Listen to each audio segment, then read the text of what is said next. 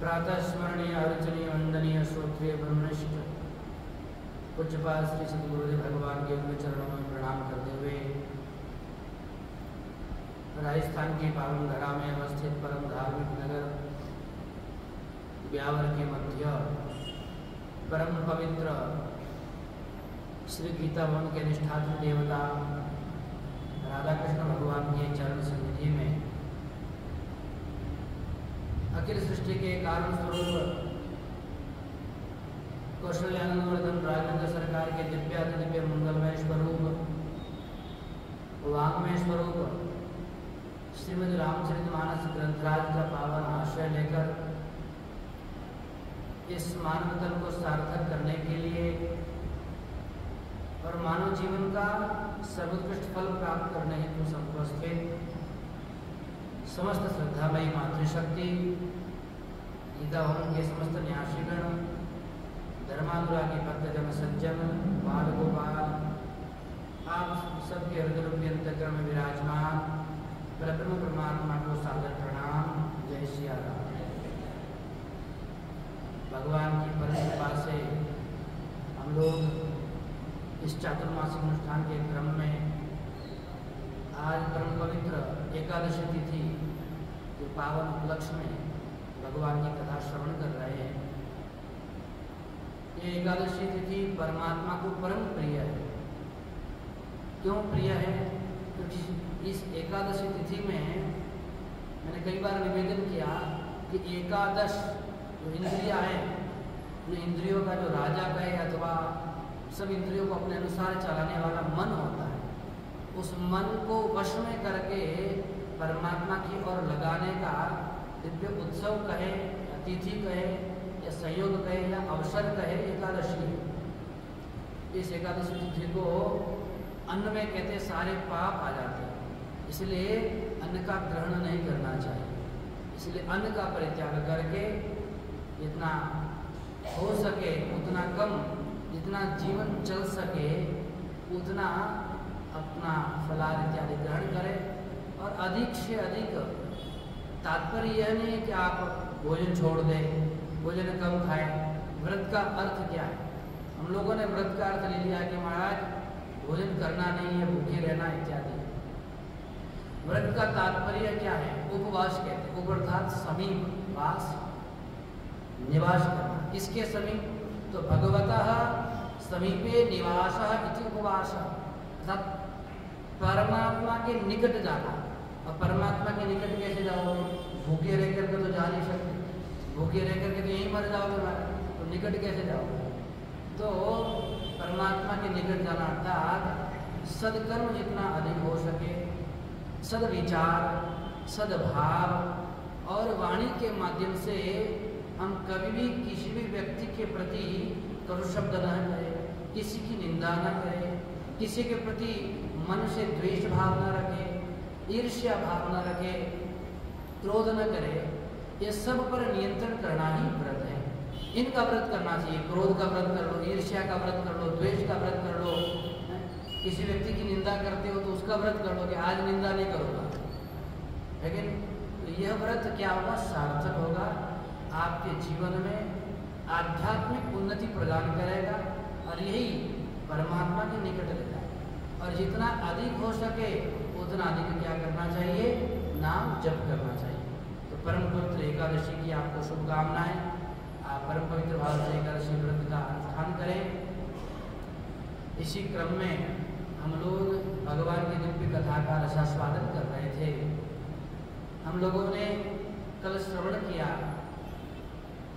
कि राघवेंद्र सरकार ने जो यज्ञ था विप्रों का, उस यज्ञ को सार्थक किया, परिपूर्ण कराया। संसार में कोई भी यज्ञ हो बिना परमात्मा की कृपा के पूर्ण हो नहीं सकता है। इसलिए विश्वामित्र जी भी यही संकेत दे रहे हैं। आप यज्ञ कर रहे हो, कुछ कार्य कर रहे हो, परोपकार कर रहे हो, समाज हित का कार्य कर रहे हो, तो सर्वप्रथम परमात्मा को स्मरण करो। हे प्रभु, हे परमपिता परमात्मा, आप आइए, आपके आशीर्वाद से, आपकी कृपा से ये कार्य सफल हो सकता है। क्योंकि हम अपने अहंकार के वशीभूत होकर के, अभिमान लेकर के वो कार्य करने जाते हैं तो वो कार्य सफल नहीं होता है। इसलिए परमात्मा को रखिए, परमात्मा को बुलाइए और परमात्मा को साथ लेकर के चलिए, तो समस्त प्रकार के सब कार्य क्या हो जाएंगे महाराज? सफल हो जाएंगे। आगे जाकर के गौतम की ऋषि की पत्नी माता अहिल्या को उद्धार किया और उनका उद्धार करने के बाद में गंगा स्नान इत्यादि किया।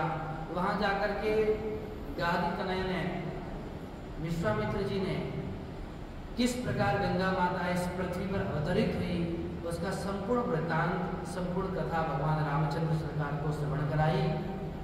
और अब जाकर के कहाँ प्रवेश किया? मिथिला की सीमा में प्रवेश किया। और प्रवेश करते उधर देखा एक सुंदर आम का बगीचा, अवराई लगी हुई है। वहाँ जाकर के कल क्या किया था? विश्राम किया था। और विश्राम करने के लिए स्थान देखा, कुटिया देखी और अब देखो जो जनकपुर है वो है क्या?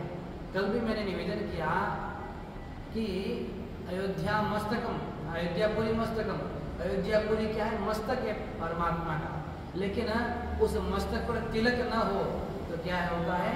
मस्तक अधूरा रहता है, सुना सुना लगता है कि नहीं? बिना तिलक के तो भगवान आपकी पूजा स्वीकार नहीं करते। अरे इतना बड़ा थोबड़ा दिया परमात्मा ने, तो परमात्मा का तिलक तो लगाओ, किसके हो ये तो बताओ भाई। बिना तिलक के मस्तक सुना होता है, और यहाँ तक कहते बिल्कुल आप पूजा करने तो कह रहे चांडाल की तरह, बिना मस्तक के तिलक, बिना तिलक के आपका मस्तक चांडालवत हो जाता है। इसीलिए देवो भूतवा देवम यजेत, हमारी संस्कृति क्या कहती है? स्नान ध्यान करके तिलक लगा करके फिर बाद में परमात्मा की पूजा करनी चाहिए। यहाँ तक कि हमारे गले में तो कंठी भी नहीं है, न रुद्राक्ष की माला, न तुलसी की माला, तो कैसे कहते हो भगवान क्यों? अब और कहते हो महाराज भगवान हम पर कृपा नहीं करते, हम भगवान को प्रसन्न करना चाहते हैं। तो जो भगवान की प्रिय वस्तु हैं उनको धारण करोगे, उनको जीवन में आचरण में लाओगे, तब तो परमात्मा प्रसन्न होंगे। मान लो आप कहीं नौकरी के लिए जाते हो और वहाँ पर उसने वेशभूषा बना रखी है, टाई पेंट पहन करके आना, वकील होते हैं ना तो बिल्कुल काला कोट बिल्कुल पहन करके जाते हैं, और नहीं पहन करके जाए तो जज कहेंगे यू आर आउट, चलो आप नियम में नहीं हो। तो उसको पहन करके जाएंगे, चाहे कुछ भी नहीं, वो लोग प्रसन्न हो जाएगा, हाँ वेशभूषा में आया। तो परमात्मा के कम से कम निकट जाना है तो परमात्मा की प्रिय वस्तु को तो हमें धारण करना चाहिए।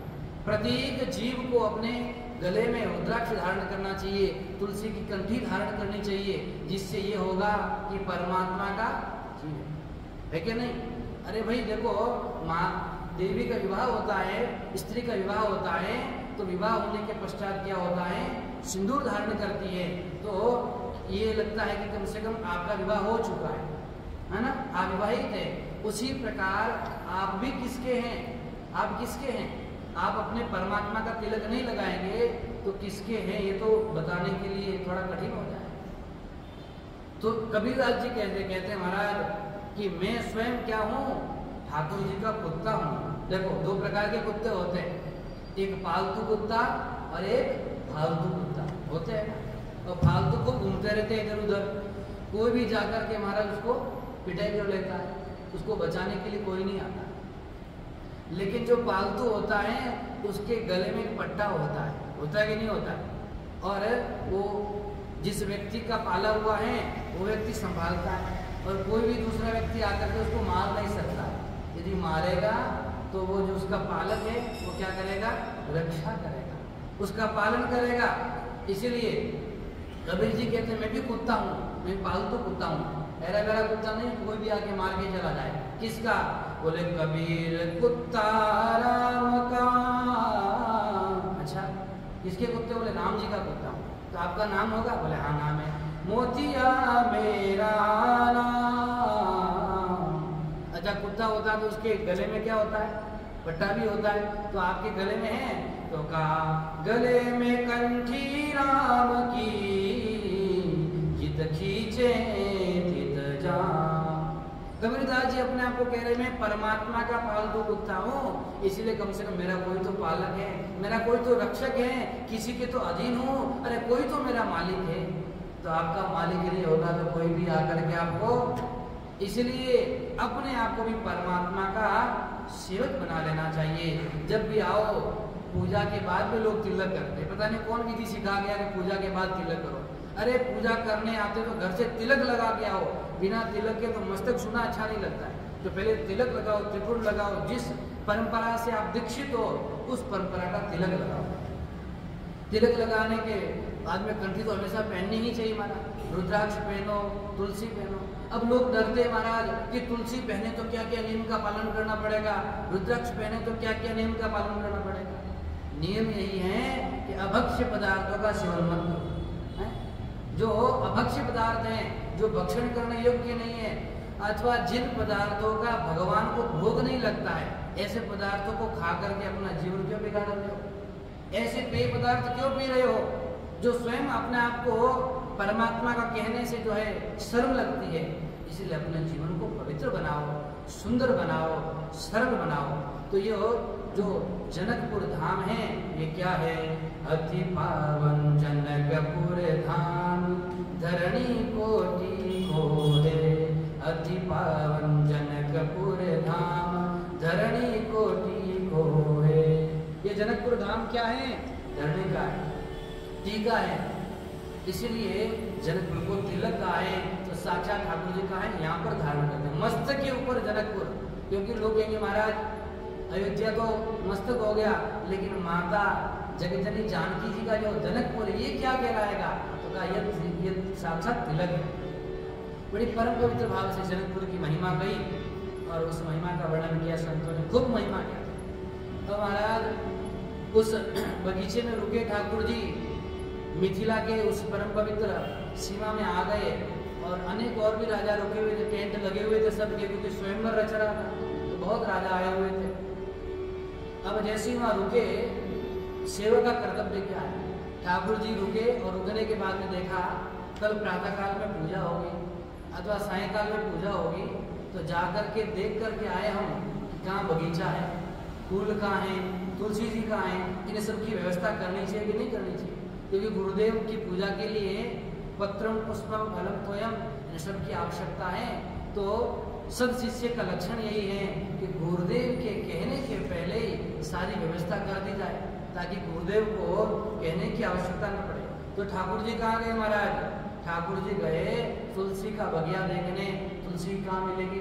प्रातःकाल पूजा के लिए पुष्प कहाँ मिलेंगे, बिल्वपत्र कहाँ मिलेंगे, और अनेक प्रकार की सुविधा व्यवस्था करने के लिए गए। और जैसे ही ठाकुर जी गए और ठाकुर जी के जाने के बाद में देखो सब शिष्य किसे कहते हैं? ऐसे एक गुरु जी थे, उन गुरु जी के दो शिष्य थे और दोनों के दोनों इतने मक्कार थे महाराज, क्या करें। रामचंद्र जी तो स्वयं व्यवस्था देखने के लिए गए और दूसरे गुरु जी के दो शिष्य, दोनों के दोनों मक्कार। अच्छा क्या करें? गुरु जी ने कहा बेटा ऐसा करो, हमें पूजा के लिए बैठने वाला, तो आप जाओ, पहले शिष्य को कहा जा करके तुलसी ले आओ और साथ में पुष्प भी ले आना।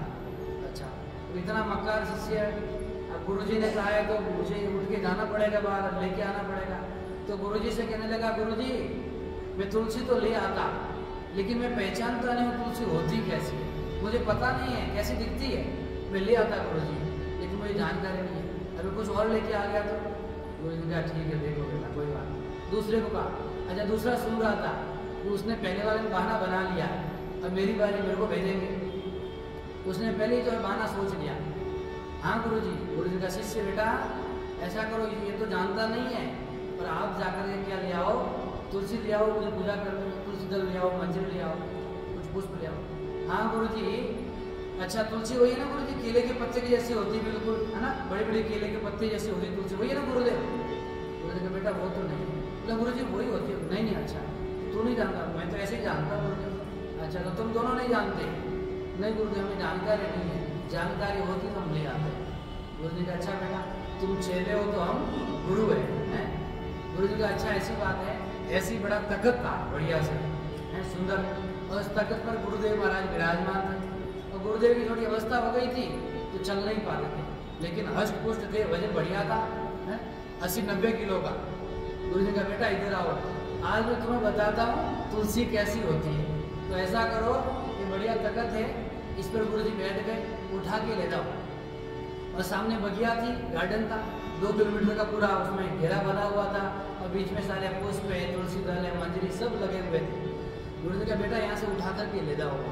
और जैसे ही थोड़ा सा गेट तक ले गए, गुरुजी हाँ बेटा ये भी तुलसी, ये भी तुलसी।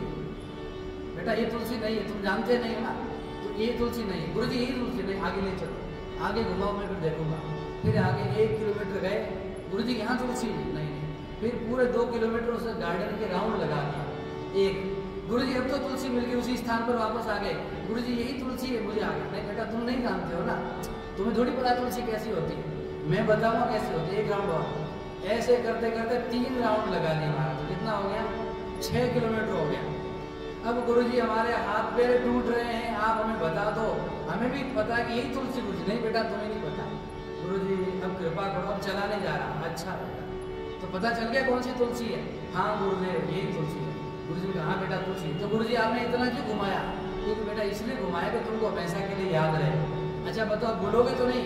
गुरु जी प्राण निकल जाएंगे लेकिन तुलसी नहीं भूलेंगे। तो ऐसे चेलों को गुरुदेव अच्छी तरह जानते कैसी शिक्षा देनी है। हम लोग जाते रहते और भी कई बार प्रोग्राम में वगैरह, तो कुछ लोग होते महाराज, कुछ भगत लोग होते तो खूब सेवा करते हैं महाराज जी की, पानी की व्यवस्था भोजन की पहले ही करके रखते हैं। और कुछ लोग होते हैं गुरुदेव पानी लाऊं, अच्छा अब आए तो पानी तो पिएंगे, चाय बनाए महाराज जी चाय, अच्छा नाश्ता करेंगे महाराज जी, भोजन करेंगे महाराज जी। ऐसे एक भक्त थे, उनके घर मेहमान आ गए और जब मेहमान आ गए तो वो व्यक्ति परेशान हो गया। 2-3 दिन हो गए मेहमान जाए नहीं। और उधर हमारे क्या कहते हैं यूपी की तरफ में कहावत है, वहाँ कहते हैं एक दिन मेहमान रहे तो ठीक, दूसरे दिन मेहमान बेईमान हो जाता है हमारा, तो जावे नहीं घर से और कुछ काम तो करना पड़े ही नहीं, टाइम से रोटी भोजन मिल जाए तो दूसरे दिन मेहमान बेईमान हो जाए। अब वो व्यक्ति परेशान हो, भी खतरनाक था, कम नहीं था। तो उसने कहा कि बेटा ऐसा करना, अब तो भोजन हो गया दोपहर का, तो और शाम को 5 बजे मेरे पास आना और भोजन के बारे में पूछना, आज इसको थोड़ा सबक सिखाते हैं। अच्छा तो शाम को गया, पिताजी आप भोजन करेंगे? पूछा, अरे अभी तो भोजन किया, आप क्या भोजन करना? अरे अभी बिल्कुल ज़्यादा समय थोड़ी हुआ है, और राक्षस थोड़ी बार बार खाते रहेंगे, एक बार हो गया भोजन हो गया। अच्छा मेहमान को पूछ लो, अब यहाँ पहले इसने कहते हम राक्षस थोड़ी जो बार बार खाते जाएंगे। वो बैठा वाला सोचने लगा, अब हमने कह दिया भोजन करेंगे तो हमारा हम तो राक्षस उपाधि लग गई। उसने कहा हम भी नहीं खाएंगे, हमने भी खा लिया। तो इस प्रकार से वो समझ गया कि भोजन वाली मिलने वाला। तो ऐसे ऐसे लोग हैं हमारा। तो यहाँ पर ठाकुर रामचंद्र जी क्या कर रहे हैं, पहले ही व्यवस्था कर रहे हैं, गुरुदेव की सारी व्यवस्था करी। और इधर जैसे ही पता चला जनक जी महाराज को, तुरंत जनक जी महाराज अपने समस्त संघ सचिव सुचि भूरि भट्ट भूसुर वर्ग ज्ञाति समस्त अपने सैन्य समुदाय विप्रों को, ब्राह्मणों को, गुरुदेव को लेकर के वहाँ विश्वामित्र जी की कुटिया के पास में आ गए और आकर के बड़ा स्वागत किया, बड़ा प्रेम से उनको आदर दिया, उनके चरण पकड़ उनको प्रणाम किया। महाराज विश्वामित्र जी को आकर के प्रणाम किया। देखो जनक जी साक्षात स्वयं विदेह है। विदेह किसे कहते हैं? जो देह के रहते हुए देह का भान न रहे। इस देह में तो है, मनुष्य जीवन में तो है, लेकिन आत्मज्ञान इसको प्राप्त हो गया, उसको क्या कहते हैं? विदेह कहते हैं। ये देह की किसी भी पीड़ा से वो ग्रसित नहीं है। देह में होने वाली कोई भी क्रिया अथवा देह जिनसे संबंधित है, हमारा शरीर किससे संबंधित है? अपने परिवार वालों से, अपने दुकान मकान से, घर परिवार से। तो उनमें जो क्रिया होने वाली उनमें आसक्त नहीं है। ऐसे कौन है? विदेह जनक जी। तो वे जाकर के क्या करते महाराज? प्रणाम करते। स्वयं इतने आत्मज्ञानी होकर के भी संतों के सामने क्या करते हैं? झुकते हैं। साक्षात जनक जी इतने आत्मज्ञानी हैं कि एक बार क्या हुआ, सुखदेव जी महाराज ने, उन्होंने गुरु तो बनाया नहीं था, उनको गर्भ से आत्मज्ञान हो गया और आत्मज्ञान होकर के अपना भजन करने चले गए। तो भगवान विष्णु के पास में गए। भगवान विष्णु ने कहा कि आप नेगोरे हो, क्या हो? हैं? आपने गुरु नहीं बनाया है, इसलिए मैं कैसे स्वीकार करूं? पहले गुरुदेव बना कर के आओ। तो पुनः अपने पिताजी के पास में, पिताजी भगवान ने ऐसा कहा मुझे गुरुदेव बनाना चाहिए। तो पिताजी ने कहा कि वर्तमान समय में परम पवित्र भाव से आत्मज्ञानी, ज्ञाननिष्ठ, धर्मनिष्ठ, कर्मनिष्ठ, देखो आत्मज्ञानी भी है, आत्मज्ञानी होते हुए समस्त संसार के कार्यों को सुचारू रूप से चलाते हैं। राजा भी है, आत्मज्ञानी भी है, कर्मनिष्ठ भी है, धर्मनिष्ठ भी है, आत्मनिष्ठ भी है। का उनके पास में जाओ। अब सुखदेव जी के मन में आया कि देखो राजा के पास भेज रहे हैं मुझे, जो स्वयं भोग विलास में। अब सुखदेव जी गए, पिताजी की आज्ञा है गुरु बनाना है। वहाँ गए तो जैसे गए तो देखा राजा बढ़िया से ठाट बाट से बैठा है, सेवक सेवा कर रहे हैं, हाथ में दबा रहे हैं, दासिया जो है कुछ पवा रही है, वो भी सेवा कर रही है, पंखा डुला रही है। अब जाते ही सुखदेव जी महाराज का तो दिमाग चढ़ गया। ऐसा भोगी विलासी राजा जो केवल भौतिकवाद में बिल्कुल सना हुआ है, रात दिन भौतिकतावाद में ही बिल्कुल रस ले रहा है, इसके पास में मुझे ज्ञान देने के लिए भेजा, इसको मुझे गुरु बनाने के लिए भेजा। खड़े हो गए चुपचाप और राजा के पास में सूचना गई कि सुखदेव जी आए हैं। तो राजा ने कहा उनको बोलो कि मैं 2-3 दिन में मिलूंगा, हमारे अतिथि निवास में उधर उनको निवास करवा दो। अतिथि निवास में गए, उधर सुखदेव जी की सेवा में दासिया सेवा में लगा दी, सुंदर सुंदर दासिया स्थित उनको सेवा में लगा दी, भोजन पवा रहे, कोई कुछ करे कोई कुछ कर रही है। लेकिन सुखदेव जी महाराज तो परम विरक्त शिरोमणि है, वो तो ऐसे तत्वज्ञानी उनको हानि नहीं है, स्त्री शरीर ही है, तो अपनी मस्ती में मस्त रहते थे। 2 दिन हो गए, उसके बाद में राजा आए और राजा ने आकर के उनके साथ में बैठ करके क्या किया, चिंतन करना प्रारंभ किया। फिर बाद में धीरे धीरे आत्मचिंतन चलता रहा, मंथन चलता रहा। और ऐसे प्रारंभ किया महाराज, 4-5 घंटे ऐसे बीत गए कि किसी को न भूख लग रही है न प्यास लग रही है। दास दासियाँ खड़े हैं, राजा ने संकेत किया कि सुखदेव जी को जो है जलपान कराओ, भोजन कराओ। उन्होंने कहा महाराज हमें कोई भूख प्यास नहीं, बस हमें तो इसे आत्म तत्व की जिज्ञासा है और इसी को जानने के लिए आए। जो मंथन चल रहा है इसमें बड़ा आनंद आ रहा है। कुछ समय बाद देखो, अब लीला देखो, वो राजा जनक जो है वे तो आत्मज्ञानी थे। सुखदेव जी के मन में जो सारे विचार थे पहले ही जान गए थे, तो उन्होंने एक लीला कराई। क्या की कि उनका जो राजमहल था उसमें आग लग गई, और आग लग गई तो जो सैनिक है दौड़ करके आए, महाराज महाराज हमारे राजमहल में आग लग गई है, चारों तरफ त्राही त्राही मच गया है, कुछ रक्षा कीजिए, कुछ उपाय कीजिए। अरे हम अभी आत्मचिंतन कर रहे हैं, आत्मचिंतन करने तो जाओ संभालो। फिर दौड़ करके आया आधे घंटे बाद, महाराज आग जो है आपके रनिवास तक पहुंच गई है, रानियां वगैरह सब त्राही त्राही कर रहे हैं बचाने के लिए, कैसे किया जाए? अरे जाओ उनको बैठने दो, हमारी चर्चा करने दो, बाद में आना। फिर तीसरी बार आया, स्वयं आधा जुलूस करके, सैनिक आधा जल करके आया, बेचारा जल रहा था, वो सुखदेव जी सब देख रहे हैं। आग जल गई, रनिवास तक पहुंच गई, सिंहासन तक वहां पहुंच गई, लेकिन इनको कोई मतलब नहीं, आश्चर्यचकित हो रहे। फिर जो जला हुआ आया तब भी जो है राजा ने कहा देखो हमको परेशान मत करो, हम आत्मचिंतन कर रहे, जाओ संभलो, अपने आप को बचाओ, जाओ। अब जिस स्थान पर बैठे थे वहां भी धीरे धीरे आग आ गई पास में। अब सुखदेव जी महाराज ने कुछ पोथी रखी हुई थी, महाराज पोथियों को बचाने के लिए खड़े हो गए, बचा रहे हैं। तब राजा जनक ने कहा देखो इस जो है पोथियों को बचाने के लिए आप आत्म तत्व को छोड़ करके वहां जा रहे हो। तब सुखदेव जी समझ गए कि इनको किसी प्रकार का ये जो मैं देख रहा था भोग विलास भोग रहे थे, 1% भी आसक्ति नहीं है, ये इससे ऊपर उठे हुए हैं, ये तो मेरी परीक्षा ले रहे थे। तब जाकर के उनसे उनको गुरु बनाया और कहते आत्मज्ञान दिया। तो इस प्रकार ऐसे जनक विधि आत्मज्ञानी महापुरुष थे। वे जाकर के विश्वामित्र जी के पास में आए, तो उनको प्रणाम किया और आकर के आदर पूर्वक उनकी सेवा की, चरण पखारे। ब्राह्मणों को बोला कि समस्त प्रकार की व्यवस्था करो, सैनिकों को बोला समस्त प्रकार की व्यवस्था करो। जैसे बैठे थे और वो बैठने के कुछ समय बाद ही तुरंत ठाकुर जी रामचंद्र जी और लक्ष्मण जी ये दोनों आ गए।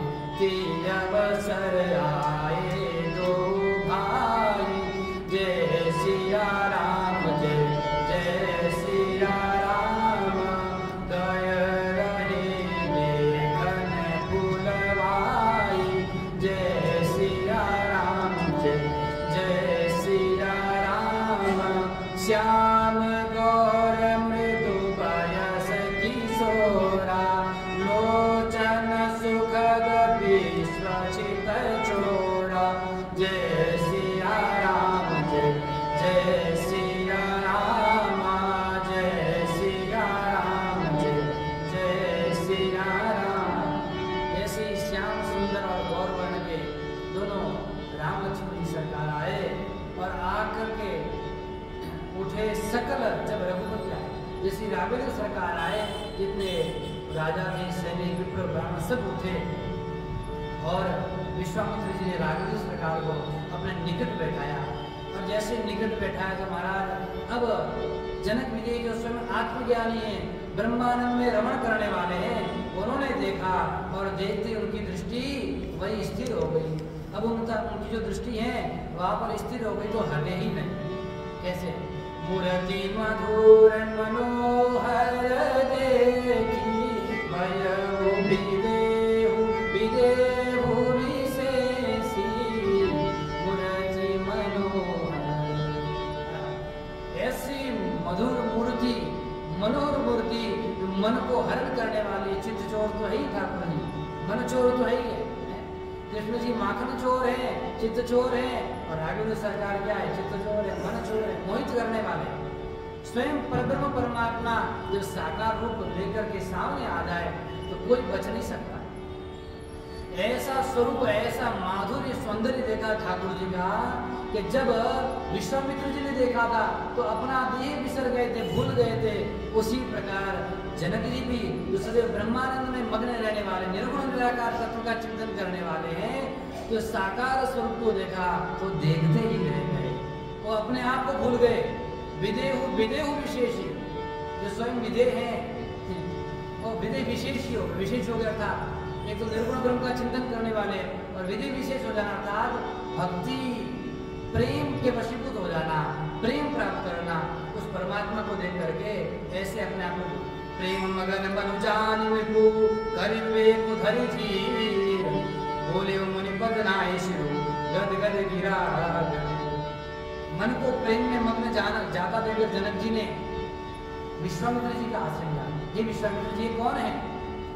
उनको आनंद आने लगा। जैसे ही महाराज आनंद आने लगा, ठाकुर जी ने मंद मंद मुस्कान बिखेर दी, और वही मुस्कान क्या है? माया है। जैसे जनक जी जान रहे थे कि साक्षात जिनका मैं चिंतन करता हूँ यही साकार रूप धारण करके आए, तो ठाकुर जी गुरुदेव की तरफ देख करके मुस्कुराने लगे। गुरुदेव रहस्य बताना नहीं। हाँ, और जब मुस्कुराए तो गुरुदेव समझ गए कि क्या है। तब गुरुदेव ने भौतिक जो परिचय है जैसे पूछा, कौन है? कहो नाथ सुंदर जो बालक मुनि कुल तिलक नृप कुल पालक जय सिया राम जय जय सिया राम ब्रह्म जो निगम नेति कही गावा जय सिया राम जय जय सिया राम उभय बेस धरि की सोइयावा जय सिया राम जय जय सिया राम। जनक जी महाराज ने गुरुदेव का आश्रय लिया। हे मुनिनाथ, इतने सुंदर इतने दिव्य रूप मुझे तो ऐसा लगता है जिनका साक्षात वेद वर्णन करते हैं, जिनके बारे में वेद कहते कहते थक जाते हैं, नेति नेति ये भगवान नहीं है, ये भगवान नहीं है, साक्षात वही परब्रह्म परमात्मा साकार रूप धारण करके हमारे सामने आए हैं। ये मुझे लगता है या तो मुनि के बालक है। देखो संशय क्यों हुआ? क्यों? मुनि के साथ है और वेश धारण किसका क्या है? राजकुमार का। और उनका वेश राजकुमार का है, साथ में मुनि के हैं, और महाराज जो उनकी दिनचर्या है वो भी मुनि के बालक की तरह है, क्योंकि संध्या उपासना के लिए गुरुदेव की व्यवस्था कर रहे हैं। अब संशय हो गया, या मुझे लगता है कि नृप के बालक है या मुनि के बालक है, कौन है ये? तब तुरंत महाराज उनका वैराग्य विसर रहा था, विसरते हुए वैराग्य के कारण उन्होंने ये प्रश्न किया, और इस प्रश्न का उत्तर देते हुए विश्वामित्र जी ने कहा, हे जनकराज, अरे मेरी भी यही स्थिति हुई थी। मैंने भी जब देखा था चित्तचोर को, मैं भी अपना ये भूल गया था। लेकिन तुम्हें बताऊं, जैसे बताने के पहले रामचंद्र जी मुस्कुरा गए, तब क्या किया? ठाकुर जी ने मुस्कुराया तो मुनिनाथ समझ गए कि मुझे कौन सा परिचय देना है। सहज विराग रूप मोरा चकित हो तो जिमी चंद चकोरा ताते प्रभु पूछे सती भावु करुणाथ जनि करम बुलाऊ। इसलिए मुनिनाथ ने कहा, मेरी भी ये स्थिति हो गई थी, और ठाकुर जी ने जैसे देखा तब उन्होंने वर्तमान समय का परिचय दिया। क्या परिचय दिया? रघुकुल मणि दशरथ के जाए जय सिया राम जय जय सिया राम मम हित लागे नरेश पठाए जय सिया राम जय जय सिया राम। ये परिचय क्यों दिया? क्योंकि ए प्रिय सब जहाँ लगी प्राणी मन मुस्कान राम सुनी मान। महाराज ऐसा राघवेंद्र सरकार का ऐसा दिव्य स्वरूप है, किस प्राणी को प्रिय नहीं लगेगा? तो आपकी क्या बात है? और बताने वाले थे कि ये साक्षात परब्रह्म स्वरूप है। वैसे ही रामचंद्र जी ने तेरी मंद मंद मुस्कुनिया, ऐसी मंद मुस्कुनिया की कि माया का प्रभाव डाल दिया। गुरुदेव जो है वैसे बताओ, ज्यादा वेद मत बोलो। कहा ये दोनों जो हैं दशरथ जी के सुपुत्र हैं, राम लक्ष्मण जी हैं, और दशरथ ने मेरे हित के लिए इनको भेजा है। क्या हित था? यज्ञ कराना था और मैं सनात हो गया, इसलिए मेरे हित के लिए इन्होंने भेजा है। तब जाकर के राजा ने कहा, हे मुनि, आपके पुण्य प्रभाव से मुझे भी ऐसे श्याम सुंदर के गौरवर्ण के दर्शन हो गए, मैं सौभाग्यशाली हूँ, आपने बड़ी कृपा की आकर के यहाँ आया। और कहा ठीक है, मैं आपकी रहने की व्यवस्था करता हूँ। पहले बगीचे में रुके थे, अब राजा ने कहा ठीक है मुनिवर, आपके रहने की व्यवस्था मैं राजमहल में करता हूँ। और राजमहल में कहाँ स्थान दिया? सुंदर सदन सुखद सब काला, काबासुले दीन भुआला। सुंदर सदन, सुंदर सदन किसका है? का राजमहल में जहाँ स्वयं सुंदर सदन श्री माता भगवती जगदम्बा जानकी जी का जो सदन है वह सुंदर होता है। क्या तात्पर्य? जहाँ भक्ति स्वरूप विराजमान होती है, जहाँ भक्ति रहती है वही परमात्मा आता है। तो राजमहल में जहाँ माता जगदम्बा जानकी सीता जी जिस भवन में निवास करती थी, उस भवन में माता जानकी जी को कहा, बेटी आप अपनी माता जी के साथ में रहिए, यहाँ पर हमारे अतिथि आए हैं, हमारे गुरुदेव आए हैं, वे निवास करेंगे। तो सुंदर सदन, कौन सा सदन? विशेषण सदन तो सब है, लेकिन सुंदर है क्योंकि यहाँ भक्ति रूपा माता सीता जी विराजमान रहती है। तो वहाँ पर विश्वामित्र जी और दोनों भाई निवास के लिए उनको वहाँ ले जाया गया और अनेक प्रकार से सेवा की। सेवा करके महाराज भोजन पानी कराया, समस्त प्रकार से सबको विश्राम करने के लिए आज्ञा दी। अब जब विश्राम करने के लिए आज्ञा दी, भोजन पानी हो गया, तो लक्ष्मण जी के मन में कुछ लालसा हो गई। इतना सुंदर नगर है, अब इस नगर को आए पहले का तो देखा जाए, है ना। और लक्ष्मण जी कह नहीं पा रहे, न तो अपने भैया को कह पा रहे हैं, न गुरुदेव को कह पा रहे हैं। लखन हृदय लालसा विशेषी, जाई जनकपुर आई देखी, प्रभु भय बहुरी मुनि सकुचाई, प्रगट न कहि मनहि मुसुकाई। उनके मन में लालसा प्रकट हो गई। अब अपने बड़े भ्राता को भी कह नहीं पा रहे हैं, लेकिन ठाकुर जी समझ गए, अंतर्यामी जगदात्मा जगदीश्वर है, ईश्वर है सर्वभूतानां हृदय से अर्जुन तिष्ठति, सबके हृदय रूपी अंतर्गण में विराजमान है। तो जब विराजमान है तो जान गए। अब जान गए अनुज के मन में क्या क्या चल रहा है, क्योंकि भगवान भक्त वत्सल है और मुस्कुराने लगे। अच्छा लक्ष्मण, तुम्हारे मन में इच्छा है? हाँ। अब उस इच्छा को प्रकट करने के लिए अब लक्ष्मण को घुमाना है, तो ठाकुर जी गुरुदेव के पास में गए। ठीक है लक्ष्मण, मैं घुमाता हूँ, तुम्हारी इच्छा पूर्ण करेंगे। तो विश्वामित्र जी के पास में रामचंद्र जी गए और कहने लगे, देखो इच्छा किस किस की इस चौपाई में पता चलेगा। अलग अलग भाव कहते संत महापुरुष को। रामचंद्र जी गए और गुरुदेव से कहने लगे, गुरुदेव नाथ लखनऊ देखन चाही, जय सिया राम जय जय सिया राम, प्रभु सकोच कर प्रकटन काई, जय सिया राम जय जय सिया राम। हे गुरुदेव, मेरे अनुज लखन की ये नगर देखने की परम इच्छा है, लेकिन आपसे डर रहा है, संकोच कर रहा है। गुरुदेव से संकोच करने के कारण आपके सामने इच्छा प्रकट नहीं कर रहा है। अच्छा, इनकी इच्छा है, आपकी इच्छा नहीं गुरुदेव, मेरी इच्छा है। लक्ष्मण जी की इच्छा ये देखना चाहते हैं, मुझे तो देखने की इच्छा है। अच्छा कोई बात नहीं, तो क्या करना है? अच्छा लक्ष्मण जी को देखने की इच्छा है, तो क्या फिर कह रहे हैं, जो पाओ गुरुदेव आप मेरी आज्ञा दे तो मैं दिखा करके आ जाऊं। अच्छा आप दिखाने जाओ, चलो इच्छा किसकी है? लक्ष्मण जी की है। यदि लक्ष्मण जी की नगर देखने की इच्छा है तो ऐसा करते हैं, हम एक दो यहाँ के जानने वालों को बुला लेते हैं, वो दिखा करके आ जाएंगे। नहीं गुरुदेव आप आज्ञा दो तो मैं चला जाऊँ, मैं आपकी तो इच्छा नहीं है ना।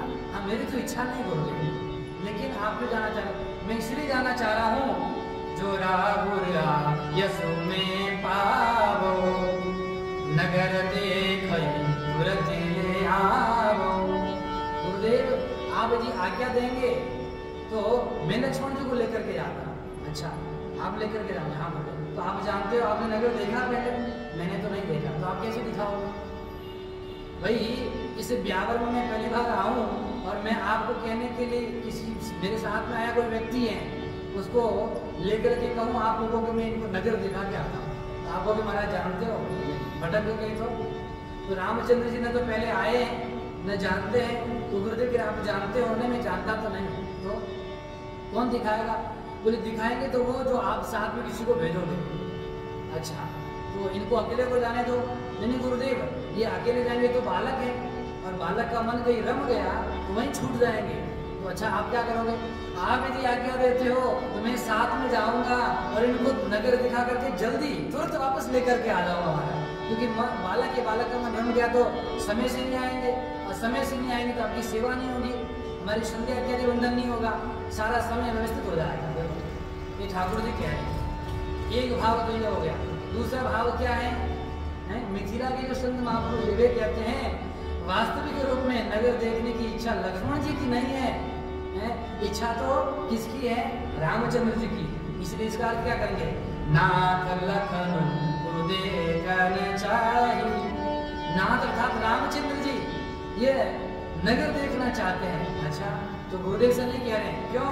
प्रभु संकोच डर प्रकट न कही। गुरुदेव से इनको डर संकोच कर रहे हैं, मर्यादा है गुरुदेव, इसलिए आपसे नहीं कह रहे हैं। जो राम आयुष में पाओ, यदि आप आज्ञा देते हैं तो मैं तो देख कर आ रहा हूँ। इस प्रकार से संत अलग अलग भाव देते हैं महाराज यहाँ पर। अब गुरुदेव मुस्कुरा करके गुरुदेव ने कहा ठीक है कोई बात नहीं, गुरुदेव की आज्ञा लेकर के जा रहे हैं। ये होती है सत्शिष्य के लक्षण, ये होती मर्यादा। प्रत्येक परिस्थिति में रामचंद्र जी हमको मर्यादा सिखा रहे हैं, कैसे स्वयं पालन करते हैं। यदि गुरुदेव आज्ञा नहीं देते तो नहीं जाते। सुनी मुनि सका बचन सप्रीति, कसन राम तुम राखो नीति। गुरुदेव मुस्कुरा करके कहे, हे राघवेंद्र सरकार आप बड़े नीतिज्ञ हैं, नीति का पालन कैसे करना है वह कोई आपसे ही सीख सकता है। धर्म से तू पालक तुम दाता, प्रेम विवश सेवक सुखदा। आप धर्म के पालक हैं और समस्त प्रकार से सुख को प्रदान करने वाले, और सेवक की मर्यादा के वशीभूत होकर के धर्म का कैसे पालन करें महाराज? ठीक है, हे राघवेंद्र सरकार जाइए, स्वयं भी नगर देखिए और आप अभी क्या करिए, दूसरों को अपना स्वरूप दिखा करके दूसरों के नयन क्या करिए, धन्य करिए। जाए देखिए आओ नगर सुख निधान दो भाई, और करो सुफल सबके नयन सुंदर बदल दिखा। यह संकेत करते हैं विश्वामित्र जी ने, केवल नगर देखने मत जाना, परंतु अपना सौंदर्य स्वरूप है वह दिखा करके वहाँ की जो जनता है उसको भी क्या करना, उनके नेत्रों को सफल करना, उनको भी आनंद देना। इधर ठाकुर जी महाराज गुरुदेव को प्रणाम कर करके निकले और कहाँ गए? नगर देखने के लिए यहाँ से निकल पड़े। जैसे ही नगर देखने के लिए गए वहाँ पर सबसे पहले कौन मिले ठाकुर जी को? बालक मिले। और देखो बालक क्यों मिले? कोई वयोवृद्ध नहीं मिला, कोई ज्ञानी नहीं मिला, कोई तपस्वी नहीं मिला, लेकिन सबसे पहले कौन मिले? बालक मिले। तो परमात्मा को कौन मिलते? बालक। बालक क्या होते हैं? क्या होते हैं? निष्कपट, निश्छल, समस्त प्रकार से छल रहित होते हैं। निर्मल मन जन सो मोहि पावा। निर्मल मन वाला जो है वही मेरे को प्राप्त करता है। इसलिए सबसे पहले परमात्मा बालकों से मिले। बालक वृंद देखी अति शोभा, लगे संग लोचन मन लोभा। जय सिया राम जय जय सिया राम, जय सिया राम जय जय सिया राम। और ठाकुर जी का स्वरूप कैसा है? इतना दिव्य स्वरूप महाराज। पीत वसन परिकर कटि भाता, चारु चाप सरसो अकहाता। तन अमृत सुनन सुचंदन घोरी, श्यामल घोर मनोहर जो। इतना सुंदर महाराज, पीतांबर धारण की हुए दिव्य स्वरूप, और कमर पर दुपट्टे तरकस में बंधे हुए ठाकुर जी के दिव्य वाहन वगैरह पूरा स्वरूप। हाथों में सुंदर धनुष्बाण, श्याम वर्ण के ठाकुर जी, गौर वर्ण के लक्ष्मण। तो इतना दिव्य स्वरूप देख करके किसका मन आकर्षित नहीं होगा, किसका मन आनंदित नहीं होगा, किसका मन अपने दिव्य उत्सव की तरह न खाएगा। क्योंकि ऐसा सुंदर राजकुमार कभी देखा ही नहीं इन्होंने, इतना सुंदर। रुचिर चौतरे सुभग सिर, मेचक कुंचित केश, नखसिक सुंदर बंधु, दो शोभा सकल सुंदर। सिर पर सुंदर चौकनी महाराज मुकुट धारण किया हुआ, घुंघराले बाल और ठाकुर जी के सुंदर शिखा तक ऐसे स्वरूप को देख करके सब प्रसन्नचित्त हो गए। और जैसे ही स्वरूप को देखा, लोगों को पता चला, बालक दौड़ करके नगर में चारों ओर बालकों ने सूचना फैला दी। देख नगर रूप सुत आए, समाचार पुरवासी न पाए, धाये धाम काम सब त्यागी, मनहु रंग निधि लूट में लागी। जय सिया राम, जय सिया राम, जय सिया राम, जय सिया राम। ठाकुर जी का ऐसा स्वरूप जैसे ही पता चला नगरवासियों को, सब दौड़ करके आए। जो जिस काम में लगे हुए थे, अपना सारा काम छोड़ करके केवल ठाकुर जी के दिव्य स्वरूप को देखने के लिए वहां मारा जाए। ऐसा लग रहा है कि ठाकुर जी की जो भुजाएं, साक्षात विष्णु की 4 भुजाएं, ब्रह्मा जी के 4 मुख के समान ठाकुर जी का दिव्य स्वरूप दिख रहा है। शिव जी के विकट वेश के समान 5 मुख दिख रहे हैं। इतना दिव्य सुंदर ठाकुर जी का स्वरूप दिख रहा है, इसकी लीला का वर्णन नहीं किया जा सकता। सब अपना काम छोड़ कर जाए। वै किशोर सुषमा सदन, श्याम गौर सुख धाम, अंग अंग पर बारियो कोटि कोटि सतनाम। ऐसा सुंदर अंग दिख रहा है, कहा कोटि कोटि सतकाम है, करोड़ करोड़ कामदेव भी आ गए तो ठाकुर जी की दिव्य सौंदर्य का जो है उनकी बराबरी नहीं कर सकते। ऐसा दिव्य स्वरूप। सखी गली गली घूमत अवध किशोर, ओ जिनको देखवे वो गाजे भयो मिथिला में सोर। सखी गली गली घूमत अवध किशोर, ओ सखी गली गली घूमत अवध किशोर, ओ जिनको देखवे को काजे भयो मिथिला में शोर। जिनको देखवे को काजे मिथिला में भयो शोर। सखी गली गली घूमत अवध किशोर, सखी गली गली घूमत अवध किशोर।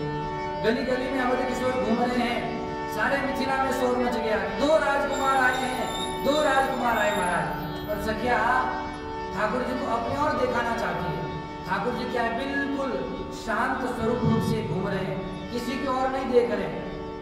तो सखिया क्या कर रही है, एक दूसरे को कह रही है, क्या कह रही है, ये सखी तुम जानती हो उनको। दोनों बातें करें। अब मर्यादा के रूप में, मर्यादा ऐसी है कि देख नहीं सकते। यदि कृष्ण रूप में होते तो महाराज जिधर से आवाज आ रही तुरंत देख करके अच्छा अपनी मुस्कान बिखेर देते। लेकिन मर्यादा का पालन करना है, इसलिए इस मर्यादा के रूप में ठाकुर जी देख नहीं पा रहे। लक्ष्मण जी कह रहे भैया उसे बुला रहे हैं अपने को ऊपर। लक्ष्मण जी ध्यान मत दो, ऐसे बुलाते रहेंगे। अच्छा बोले भैया मुझे लगता कुछ अपने जान पहचान वाले यहाँ पर है। नहीं लक्ष्मण कोई जान पहचान वाला नहीं। तो अच्छा सखियों ने सोचा अच्छा अभी देखो एक दूसरे से प्रणाम कर, एक दूसरी छत पे एक छत पे एक दूसरे को कह रही है तुम जानती हो ये कौन है। बोले हाँ मैं जानती हूँ। कौन? बोले बताओ। बोले इनको नहीं, इनके बाप को भी जानती हूँ मैं। हाँ अच्छा कौन है? ए दो दशरथ के दो ठा, बाल मरालई के कले छोटा। बोले इनको नहीं, इनके पिताजी को जानती हूँ। कौन है? बोले दोनों दशरथ जी के पुत्र हैं महाराज। अच्छा हाँ, जोर जोर से इसलिए कह रही हैं ताकि राम लक्ष्मण जी देखने लग जाए। तो लक्ष्मण ने कहा भैया हाँ। बोले अपने पिताजी का नाम जानती हैं, इसका मतलब कोई अपने परिवार वाला यहाँ पर आया हुआ है, अपना परिजन है, नहीं तो अपने पिताजी का नाम कैसे जानते हैं? बोले लक्ष्मण हमारे पिताजी का नाम इसलिए जानते हैं क्योंकि चक्रवर्ती सम्राट हैं और समस्त रूप में ऐसे दिव्य सम्राट कोई दूसरा नहीं है, इसलिए चक्रवर्ती सम्राट को हर कोई जान सकता है। इसलिए तुम इनकी तरफ ध्यान मत दो और सीधे सीधे रास्ता नापो नीचे देख करके। अच्छा ठीक है भैया चलते। फिर कहा अच्छा ये बात कर रहे, इसीलिए जानते हो चक्रवर्ती सम्राट है। दूसरी बात सुनो, आपके गुरुदेव को भी जानते हो, मुनि कौशिक मख के रखवारे, जय सिया राम जय सिया राम, जिन रज अजीर निशाचर मारे, जय सिया राम जय सिया। सखिया कहने लगी, ये दूसरी सखी सुनती हो? हाँ बोलो क्या? बोले कौशिक मुनि के दोनों यज्ञ के रखवारे हैं, यज्ञ की रक्षा करने वाले हैं। लक्ष्मण जी कहे भैया अब तो जान गई है, अब तो कोई अपना परिजन है इसलिए इतना जान रहा है, नहीं तो कोई जान नहीं पाएगा। अरे लक्ष्मण चुपचाप चलो, ये जो है बड़ा विचित्र है यहाँ की देवियाँ। हाँ अच्छा इससे भी नहीं जानोगे तो हम बताते हैं महाराज कि जिन रज अजीर निशाचर मार, बोले यही हैं जिन्होंने अनेक निशाचरों का वध किया। अभी अभी युद्ध में मैदान में बाहु सुबाहु की सेना को मार करके आ रहे हैं, उनका वध करके आ रहे हैं। लक्ष्मण जी बार बार कह रहे हैं प्रभु अब तो निश्चित रूप से। सखियों ने कहा ऐसे नहीं मानेंगे, अब हम बताते हैं। पिता का बता दिया तब नहीं देखा महाराज, और जब गुरुदेव का बताया तब नहीं देखा, अब इनका क्या बताएं? कौन है? इनके माता जी का नाम भी जानते हैं, इनके जो आगे चल रहे हैं इनकी माता का नाम भी जानते हैं। सखी एक दूसरे को कह रही कौसल्या सुत सो सुख खानी, कौसल्या सुत सो सुख खानी, नाम राम धनु सायक पानी, जय सिया राम जय जय सिया राम, जय सिया राम जय जय सिया राम जय।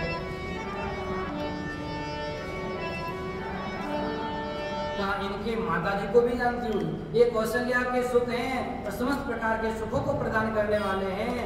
और इतना जब कह दिया तब लक्ष्मण जी ने कहा भैया अब तो सारा परिचय जान गए, अब लगता अपने परिवार वालों में से कोई आया है। ठाकुर जी बोले लक्ष्मण गुरुदेव ने आज्ञा दी नगर देखना है, किसी के चक्कर में नहीं पड़ना है, यहाँ देवियाँ देख करके फिर वार्तालाप में लगा देगी, समय सारा हो जाएगा। ये मिथिला की देवियाँ है, हाँ छोड़ेगी नहीं बात करते करते। और कहा दूसरे को भी जानते, दूसरे ने कहा मैं दूसरे को जानती हूँ, जो पीछे पीछे चल रहा कौन है? का लक्ष्मणो नाम राम लघु भ्राता, जय सिया राम जय जय सिया राम, सुनो सखीता सुमित्रा माता, जय सिया राम जय जय सिया राम।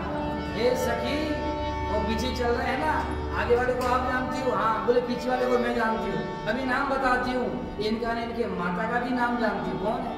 बोले इनका नाम लक्ष्मण है, ये राम जी के लघु भ्राता है, और इनकी माता का नाम सुमित्रा है। अब लक्ष्मण जी कह रहे हैं भैया अब तो देखना ही पड़ेगा महाराज। और क्या इतना जब कहा तब भी ठाकुर जी माने नहीं, ऊपर देखे नहीं, अपना बस दिव्य स्वयं उस नगर की शोभा को देखते हुए आगे बढ़ रहे हैं। और तब देवियों ने कहा ऐसे मानने वाले नहीं, हमारी बातों से हमारे तरफ नहीं देखेंगे। तब क्या किया? ऊपर से फूल सकी शीश दिए छोड़, ऊपर से फूल सकी शीश दिए छोड़, राम जी के उठाए मुख वाहिनी ओ राम जी उठाए मुख वाहिनी ओ गली गली घूमत श्री अवध किशोर सखी, गली गली घूमत श्री अवध किशोर। गली गली घूम रहे हैं। अब सखियों ने अपने हाथ में महाराज फूल लेकर के बरसाने शुरू कर दिए। अब जैसे फूल फेंके तब ठाकुर जी ने देखा कौन फूल फेंक रहा हमारे को, देखे तो सही। तब वाहिनी और ठाकुर जी अपना मुख उठा करके देखे, तब सखिया प्रसन्नचित हो गई, बोले राम लला सरकार। बड़ी प्रसन्न हो गई, कम से कम चेहरा तो देखने को मिला। छत पे महाराज और नीचे जा रहे ऐसे देखते हुए, अब बड़ी प्रसन्न हो गई। तो भाई ने और देखा तो भाई ने और की सखिया प्रसन्न हो गई महाराज। अब सखियों ने कहा आहा ऐसा सुंदर वर, ऐसा सुंदर दूल्हा तो हमारे जानकी जी के लिए होना चाहिए। और विधाता से प्रार्थना करने लगी। देखो मिथिला की सखिया स्वार्थी नहीं है, वो अपने लिए नहीं मांग रही है, तो हमारी जानकी जी के लिए होना चाहिए ऐसा सुंदर। ये तो आजकल की जो स्वार्थी हमको मिल जाए दूल्हा। हाँ सखियों ने विधाता से प्रार्थना की, विधाता से मांगे हम यही कर जो चरना से मांगे हम यही कर जोर, शिव का धनुष यही देवे तो, शिव जी का धनुष यही देवे तो। सखी गली गली में घूमत अवध किशोर, सखी गली गली में घूमत अवध किशोर, जिनको देखवे को काजे भयो मिथिला में शोर, जिनको देखवे को काजे भयो मिथिला में शोर। मिथिला में शोर मच गया था।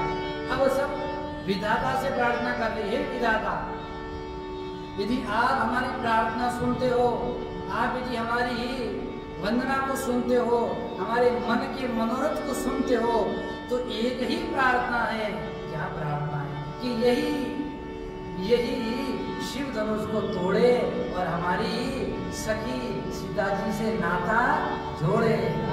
इतना सुंदर भाव सखियों का। और दोनों की अब रूप की महिमा का गान कर रहे क्या? जैसी है सिया अंग अंग गोर, जैसी है सिया अंग अंग गोर, ऐसे है कौशल्या लाला चित्रचूर, ऐसे है कौशल्या लाला चित्रचूर। सखी गली गली घूमत श्री अवध किशोर, सखी गली गली घूमत श्री अवध किशोर, जिनको देखवे को काजे भयो मिथिला में शोर, जिनको देखवे को काजे भयो मिथिला में शोर।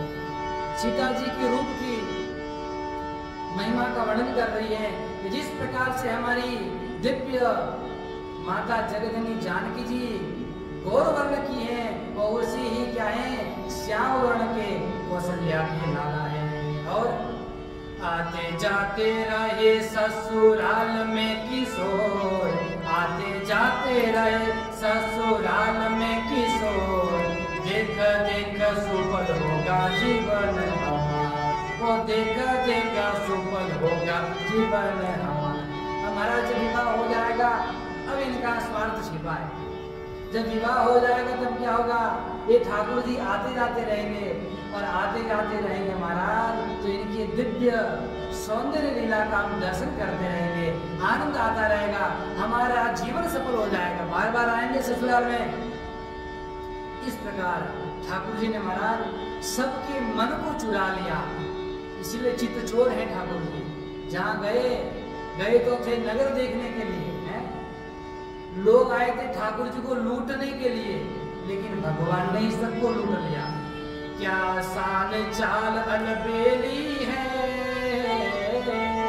वो क्या शान चाल अलबेली है, गजराज रहे मस्ते मस्ते, गजराज रहे मस्ते मस्ते, जिन देखा तिनके चित्तरत्न अनमोल, जिन देखा तिनके चित्तरत्न अनमोल, बीके सस्ते सस्ते, रस रूप माधुरी बरसत है, रस रूप माधुरी बरसत है, सखी जात चले रस्ते रस्ते।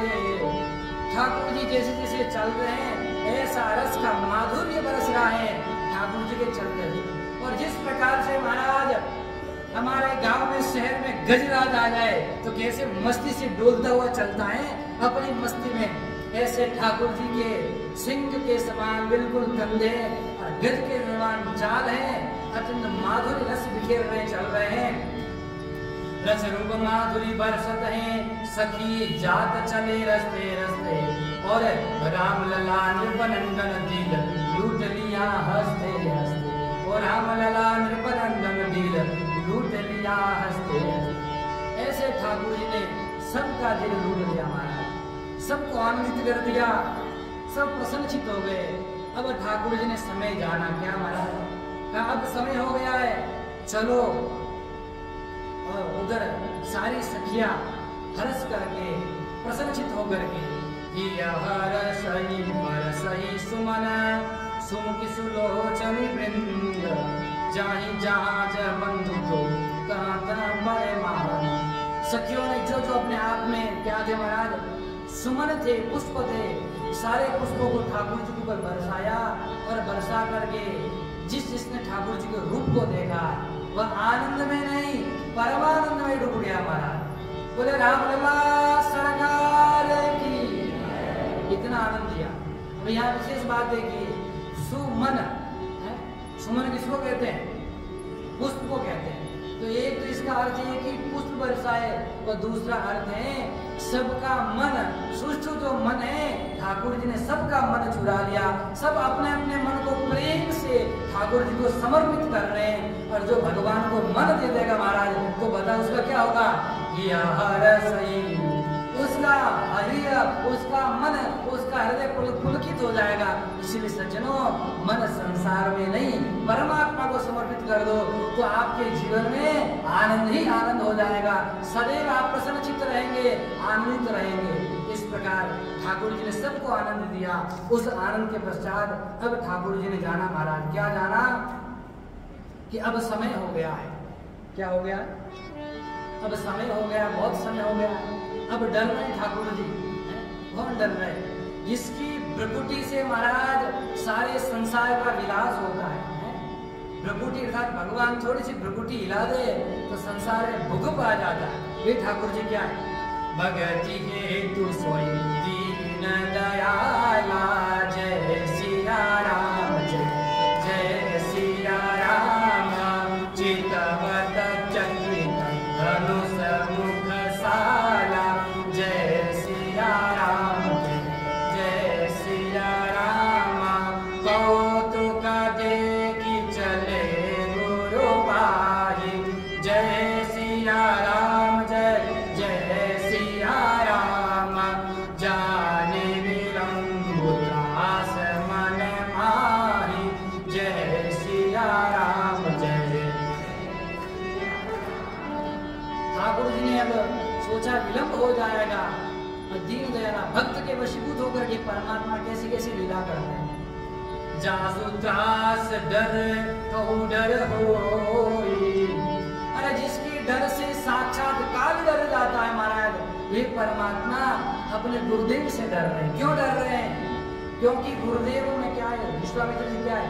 भजन का इतना प्रभाव है, इसलिए भगत के वश में है भगवान, भगत के वश में है कि नहीं? भगत के वशीभूत परमात्मा क्यों है? क्योंकि भजन का इतना प्रभाव है। इसीलिए परमात्मा डर गए कि विश्वामित्र जी डांटेंगे महाराज, है गुरुदेव डांटेंगे, लक्ष्मण अब जल्दी चलो, बहुत देख लिया नगर। भजन प्रभाव दिखावत सोई, अब भगवान भजन का प्रभाव दिखा रहे हैं कि हे सज्जनों, मैं स्वयं जो भजन करने वाले ऋषि मुनि तपस्वी यति योगी सज्जन है, विमलात्मा, अमलात्मा, विशुद्धात्मा, प्रशांत आत्मा, मैं स्वयं चाहे काल को डराता हूँ, लेकिन जो भजन करते हैं उनसे मैं भी डरता हूँ, है कि नहीं? सूरदास जी कहते ठाकुर जी कहाँ जा रहे हो? बैठो इधर, बैठना पड़ता है। मीराबाई कहती है कहाँ जा रहे हो? बैठो मेरे पास। तो भगत के वशीभूत परमात्मा है, वो बता दिया भजन का प्रभाव कितना है कि भजन के प्रभाव से जो काल को डराने वाले वे भक्त से डरते हैं। कही बातें मृदु मधुर सुहाई, किए विदावा लग बरी आई। जो बालक ठाकुर जी के साथ साथ चल रहे थे, कुछ बालक ठाकुर जी का हाथ पकड़ के कह रहे थे ठाकुर जी इधर चलो, ठाकुर जी उधर चलो। ठाकुर जी ने कहा ठीक है। इसलिए जहाँ बालक ले जाते ठाकुर जी पीछे पीछे जा रहे। इसीलिए मैंने प्रारंभ में निवेदन किया था, बाल कांड क्या संकेत देता है? बालक मत बनना चाहिए। वो बालक कैसा होता है? निर्मल मन जन सो मोहि पावा। निर्मल मन हो जाओगे तो परमात्मा की आप अंगुली पकड़ोगे तो परमात्मा आपके पीछे पीछे चले आएंगे, या परमात्मा आपकी अंगुली पकड़ करके आपके पीछे पीछे चलेंगे। तो ठाकुर अब जाने के लिए ठाकुर जी ने कहा बच्चों से, बच्चों मैं जाता हूँ। रोने लग गए बच्चे, अरे नहीं नहीं आप जाओगे, हमारा क्या होगा, इतना आनंद आ रहा आपके साथ में। तो बच्चों को समझाया कि फिर आऊँगा, अब माता पिता के पास जाओ, भोजन पानी करो। और ठाकुर जी ने बच्चों को विदा किया और जाकर के कहाँ गए? गुरुदेव के पास में गए। और गुरुदेव के पास में जब गए, समस्त संज्ञा वंदन इत्यादि गुरुदेव ने कहा कि करो, संज्ञा वंदन किया। गुरुपद पंकज नाई सिर बैठे आय सुपार। अब गए तब भी गुरुदेव की आज्ञा लेकर के गए थे। वो आए तो ऐसे नहीं कहा करके बैठ गए भूत प्रेत की तरह, आकर के प्रणाम किया गुरुदेव को। गुरुदेव आपकी आज्ञा से हम घूम करके आ गए और आसन पर बैठे, स्नान ध्यान किया और संध्या वंदन करने लगे। अब रात्रि हो गई, भोजन प्रसाद पाया। उसके बाद में निशि प्रवेश मुनियाज स्त्रीना सबे संध्या वंदन किया, संध्या वंदन किया। और अब जब संध्या हो गई और सत्संग का समय आ रहा है। क्या ऐसा नहीं कि घूमने के लिए गए, जब जब जितने दिन विश्वामित्र जी के साथ में रहे, भगवान भी सत्संग करते हैं तो हमको भी सत्संग करना चाहिए। भगवान शिक्षा दे रहे हैं। भगवान करे तो आप करोगे कि नहीं करोगे? हमारे कहने से तो करोगे नहीं, लेकिन जब भगवान को सत्संग करते हुए देखोगे तो वो निश्चित रूप से प्रतिदिन घर में क्या करना चाहिए? सत्संग करना चाहिए। अरे हमारे सदग्रंथों ने कितना हमें ज्ञान दिया। भारतीय सनातन वैदिक संस्कृति इतनी पुष्ट है, इतनी दृढ़ है, इतनी बलवान है कि गीता जी पसंद ना आए तो रामायण पढ़ो, रामायण नहीं महाभारत, अनेक ग्रंथ हैं महाराज, गिनती नहीं है। इसलिए अपने जीवन में एक ग्रंथ का आश्रय लेना चाहिए, एक ग्रंथ को आदर्श बना लो। और सबसे सरल तो रामचरितमानस है महाराज, उसको लेकर के घर में 4 लोग हैं 5 लोग हैं तो एक व्यक्ति मंदिर में सामने बैठ जाए और बड़े प्रतिदिन की 5 दोहे पढ़ो। कितने दोहे? 5। तो धीरे धीरे जो हम आज बता रहे हैं ये सब चीजें अपने आप समझ में आने लगेगी, ज्ञान अपने आप प्राप्त होगा, आपके जीवन के दोष अपने आप मिटने लगेंगे। तो धीरे धीरे क्या करना चाहिए? जीवन में सदाचरण करो, ग्रंथों को पढ़ना शुरू करो। राम जी सत्संग कर रहे हैं गुरुदेव के साथ में, क्या कथा इतिहास पुरानी, जय सिया राम जय जय सिया राम, रुचिर रजनी जुग जाम सिरानी, जय सिया राम जय जय सिया राम, मुनि बर शयन कीर्ति तब जाय, जय सिया राम जय जय सिया राम, लगे चरण चापन दो भाई, जय सिया राम जय, जिनके चरण सरोवर लागे, जय सिया राम, करत विविध जप जोग विरागी,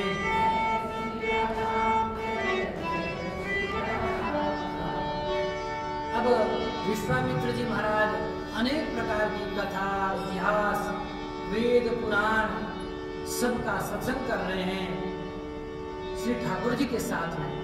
और महाराज कब तक सत्संग किया? आधा घंटा नहीं किया, 1 घंटा नहीं किया, हैं? कब तक किया? रुचिर रजनी जुग जाम सिराने महाराज, जब तक ठाकुर जी को क्या है और सत्संग के साथ रुचि कर था। और रजनी जब तक अर्धरात्रि नहीं हुई तब तक सत्संग चलता रहा, अर्धरात्रि पर्यंत सत्संग चल रहा है। उसके बाद में गुरुदेव ने कहा कि हे राघव, अब बहुत रात हो गई है, अब जाकर के शयन करो। जब 12 बज गए, 12 बजने के बाद में कहा कि अब रात्रि होगी, जाके शयन करो, ये आदेश दिया। ये आदेश देने के बाद में गुरुदेव शयन के लिए गए।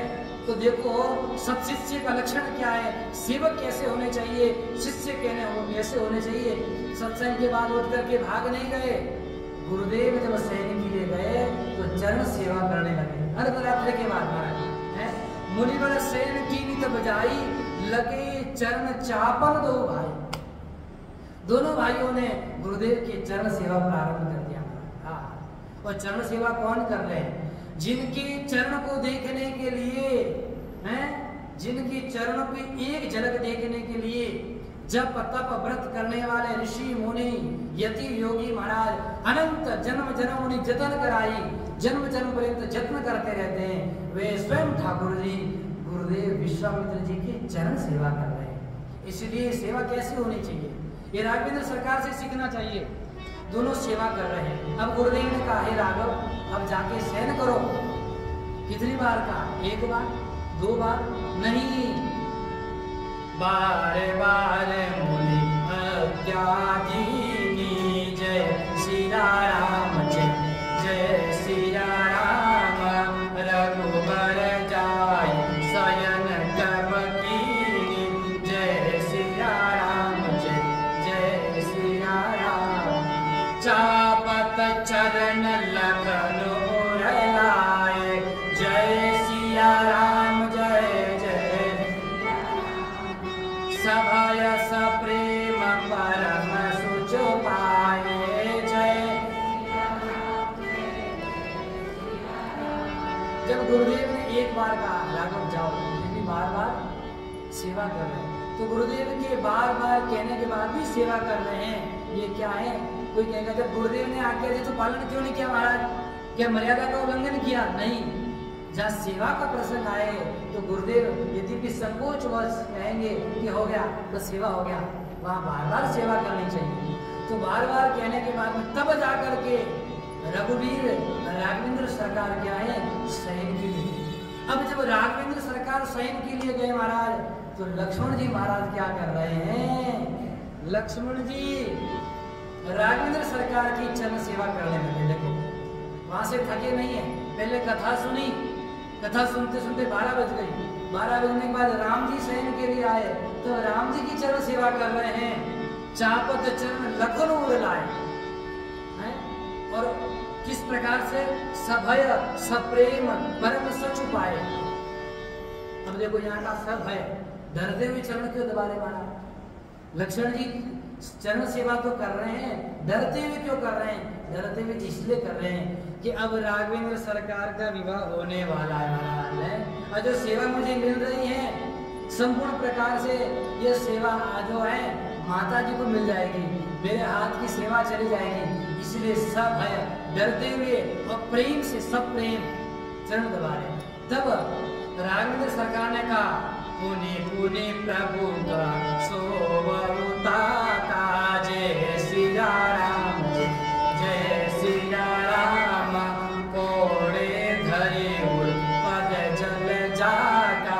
जय सिया राम जय सिया राम।